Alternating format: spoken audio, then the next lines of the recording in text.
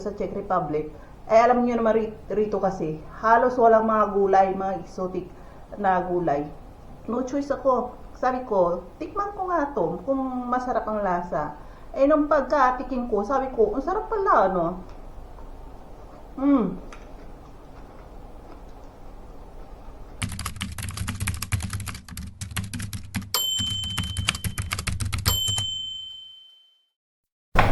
Hello guys! Nandito tayo at tayo ay magluluto ng piritong baboy ulit. Magiging baboy na tayo nito. Puro baboy na lang ulam namin dito. Or di kaya manok. Wala. Ang mahal kasi ng isda rito eh.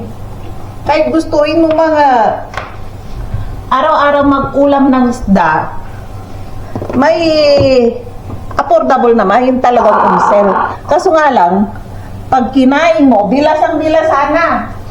Yung bang pulang-pula na yung mata, at saka ano pa, hindi na, matabang na. Kumbaga matabang ang laman niya na. Hindi katulad ng mga isda sa atin, na kapag binili mo is masarap. Yung bagong huli ba, napakasarap. Talagang malalasahan mo yung isda niya. Dito, naku, mura na kung minsan. Kaso nga lang, magsisisi ka kapag nakabili ka ng mura kasi, matabang yung laman niya. Hindi mo makain. Kaya, ay nako, kahit na yung mga hipon nila, nakakabili ako minsan kasi siyempre atat akong makakain din ng yung hipon. Pagkakainin mo na, nako, yung nilaga na nila. Tapos pag kinain mo, super alat naman yung hipon, super napakaalat. Kaya hindi mo makain yung mga isda rito. Eh, no choice minsan, ang ginagawa namin, yung sardinas. Kaso nga lang, pag sardinas naman, ang lansa kapag pagkatapos mong kumain. Ayun nga lang, may mga tuna rito, yung instant tuna, masarap. Kaso nga lang, mahal. Gusto namin, hindi yung mga tunang ganyan, yung talagang fresh na tuna. Yun ang gusto ko kasi ako lang naman kumakain eh. Yung asawa ko, ayaw niya ng mga isda. Kasi sa mga European dito, yung taga-Czech, walang dagat dito kasi eh. Kaya hindi sila nasanay na kumain ng isda. Paminsan-minsan lang.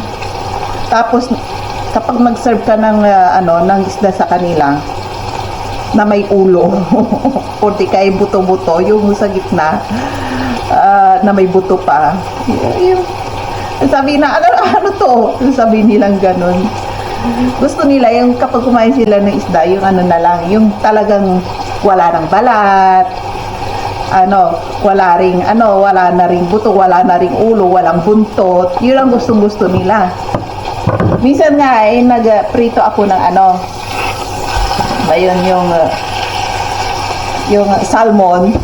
Di ba, pag pinirito mo, crunchy yung balat kapag naprito mo na. Sabi na asawa ko, alisin mo yung balat.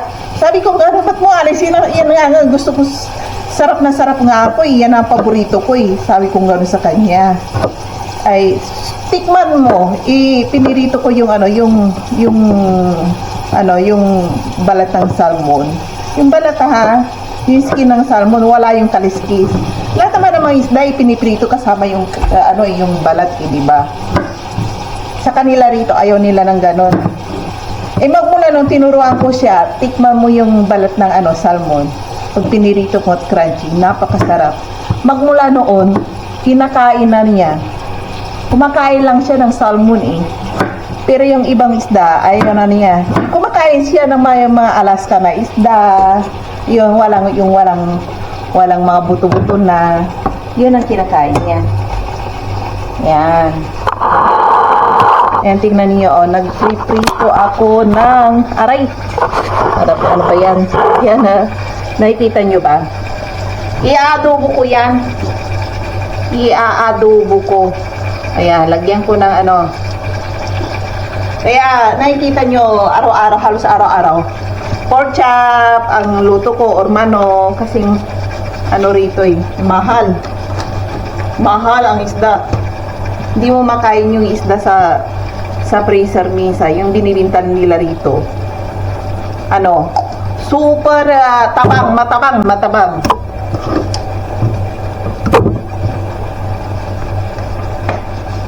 Yeah, umalis yung anak ko. At ayan, pabayaan muna natin tong ano, pabayaan ko muna rito to. Ano, prituhin ko, tapos ay lagyan ko ng sabaw. Gusto ko sa adobo, may sabaw. Ayoko yung ano, sabaw pa nga lang, ulam na sa akin sa adobo Pwede lang kapag ano, yung adobo ko is may taba. Ito purong laman ano, adobong ano, yung tuyo ang gustong-gusto ko. Yan, para sa akin lang to kasi umalis yung, ay, ano ba yan? Yung anak ko, umalis kasama yung classmate niya, magpuputbol daw sila. Yan, kaya pinayagan ko may araw pa naman. Kaso nga lang, umuulan na. Nasaan na kaya sila? Ayan. Pabayaan muna natin dito. Alis din ako mayat-maya. Pupunta ako sa taas natin para makita niyo ako. Ayan. Pupunta rin ako sa ano. Lalabas din ako. Ay, kung hindi na umuulan, baka pupunta ako sa simbahan. Papasok lang. Ayan, saglit lang tayo. At, ayun. Yun lang. Ganun lang yun.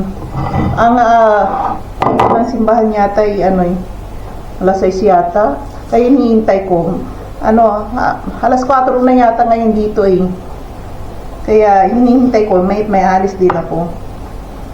2 araw na hindi ako umalis 2 araw hindi ako umalis. Tipid. Hindi ako nakagastos. Kasi kapag araw-araw ako lumalabas, araw-araw din ako nakakagastos. Naku! Kaso nga lang, hindi naman pwedeng dito ako araw-araw sa bahay. Naku, ma-high blood ako or magkakasakit ako. Mas maganda nga, na lang, maglakad-lakad din ako. Yan. Tapon natin to.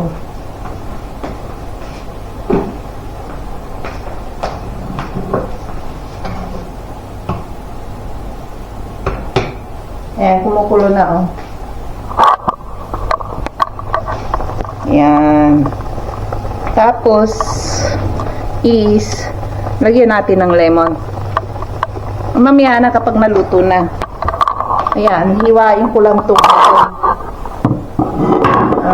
Celery. Sarap na sarap kasi ako sa celery. Ayan. Madilim sa sa labas ngayon.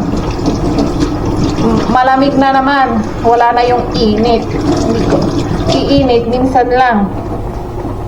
Hindi ito forever. Paminsan ganito yung klima rito. May mainit katapos biglang lalamig. Hindi baka mag-i-snow pa ito. Yan. Anoyin natin.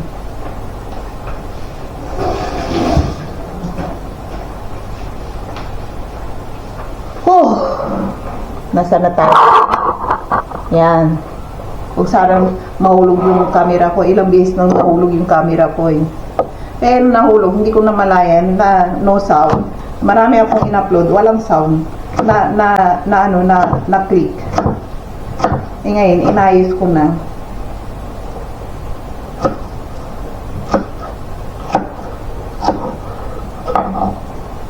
Yan. Ano tayo?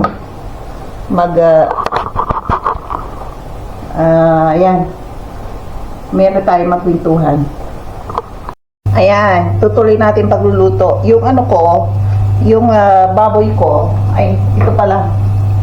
Nakalimutan ko. Bawang muna. Yan. Nagugutom na ako. Mag-aalas 5 na ng hapon. Yan. Na-addict na kasi ako sa Facebook na yan eh. Yan. Kaya hindi ko maiwan-iwanan. Kaya naman sa mga nagko-comment sa akin na hindi ko nare-replyan kaagad. Kaya yun, sa kare-reply ko, nakakalimutan kong kumain na. Yan. At i-ano natin. Ano ba yan yung ano ko? Itaasan natin ang temperature para makakain na kaagad ako. Ito, hinaan ko kasi tatalsik yung mga mantika. Yan. Shout out sa mga taga-Pangasinan dyan, kababayan ko. Maraming nagtatanong sa akin kung taga saan daw ako. Ayan. Taga-Pangasinan po ako. Sa mga kababayan ko dyan na taga-Pangasinan. Ayan, pakisubscribe niyo ako. Ayan, hawak ko ang sandok. Sinishare ko yung pamumuhay ko rito sa Czech Republic. Ayan. Kaya manood kayo kung anong uri ng buhay ako rito sa Czech Republic. Magpanggalatok na nga lang tayo. Baka para yung maintindihan niyo ako. Kasi yung Tagalog ko is para may pagkapangasin. Ayan. May asin halatang hindi marunong magtagalog, no?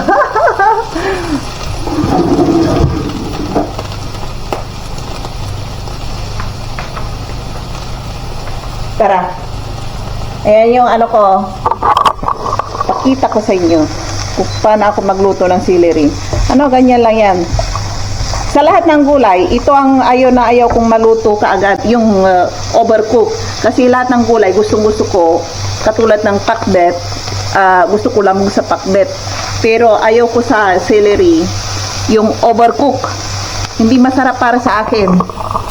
Ayan. Kaya, lahat ng gulay, sabi ko sa inyo, ibang-iba ako eh. Ibang mga type natin. Gusto ko sa sa celery, half cook lang. Pero sa mga dyan, sa mga pakbet or ginisang gulay, lahat ng ginisang gulay, lahat gusto ko, is lamog. Ibang lutong-luto ang gusto ko. Ayan, natin yung baboy ko. At hindi pa kumukulo to. At lagyan ko ng suka. Kinadubo. Ay, sus. Ayan, lagyan ko kunti lang. Ayan. Kunti lang kasi habang kumukulo, nawawala yung pagkaasim niya. Ganyan ang adobo. Kapag maramihan nyo yung pagtalagay ng suka, huwag nyo sabihin na maasim. Pag pinakuluan nyo yan ng pinakuluan, nawawala yung asim niya. Ayan. Ayan nahulog na. Ayan, okay na to. Half cook lang. Kakukulo lang eh. Ayan, maluluto na yan sa init niya. Ayan, tama na yan. Kasi kapag overcook to, ang sama ng lasa. Pangit ang lasa, hindi crunchy. Ayan. Ito naman, ayan, sige. Tara mga kababayan ko. Ayan. So sa lahat ng followers ko, thank you so much. Pinapollow niyo ako. Ayan. Mag-comment naman kayo dyan. Comment down below. Comment down below. Ayan. At kain muna ako, may tayo magkwentuhan. Alis ako may. Ayan, kain na tayo. Kain na tayo. Yan Ano ba yan? Iilay-ilay natin, baka masunog. At tikman natin yung ito yung celery. Sarap na sarap ako rito sa celery. Paborito kong ulam. Dati, hindi ako kumakain ito. Magmula nung sa Taiwan, may restaurant ako. Halos ayaw kong iserve to sa mga Pilipino kasi parang ayaw nila. Ayun, chapsuy lang. Sarap. Nagluluto ako ng lahat ng mga gulay doon sa Taiwan. Kaso nga lang, nilalampasan ko to kapag nakita ko sa palengke. Kasi ano eh, hindi ko pa type to noon. Eh magmula nung nakarating na ako rito sa Czech Republic, alam niyo naman rito kasi, halos walang mga gulay, mga exotic na gulay. No choice ako. Sabi ko, tikman ko nga to, kung masarap ang lasa. Eh nung pagkatikim ko, sabi ko, ang sarap pala,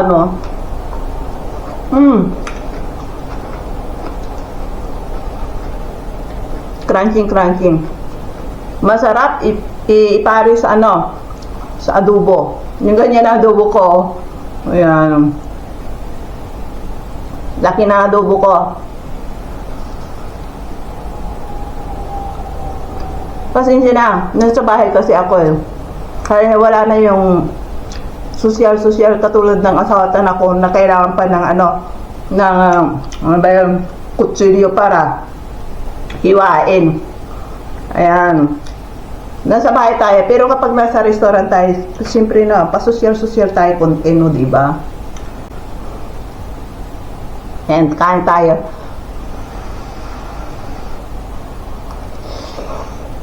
Ang init. Maya na tayo magkwentuhan. Yung pusod ko lumalabas na naman, Ayan. Tagal na hindi ko to naisuot. Itong blouse na to, tatambak lang. Wala na akong maisuot eh. Gusto ko araw-araw palitan. Ang din ng anak ko. Hala.